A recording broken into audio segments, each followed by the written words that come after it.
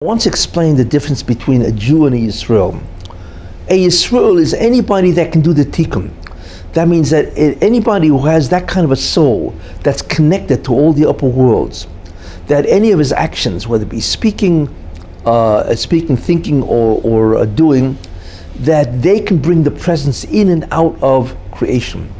In other words, it is an individual that actually has control over the presence of God in the universe. In other words, God subjugates his presence or absence to the actions of this individual.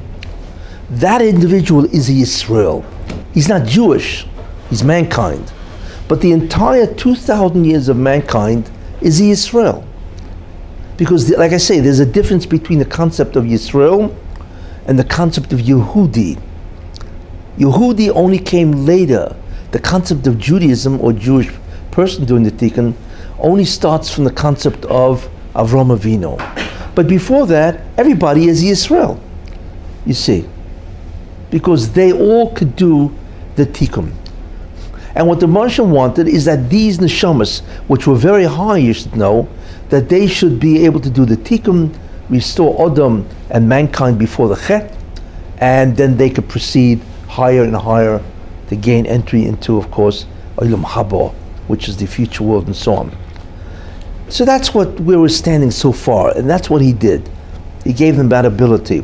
But remember, that ability only goes for 2,000 years. So we see, therefore, that there is no such thing as Jew or Hebrew, which is a more accurate term, and so on, you see? It's just mankind, which makes sense, because that's what's fair.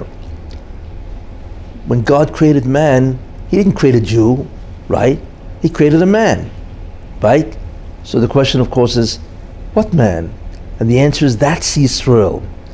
Adam Rishon is a Yisrael, but not a Yehudi. A very important distinction, because he can do tikkun. He can influence the presence or absence of the divine presence, the Shechinah. And that's really so far where everything stood.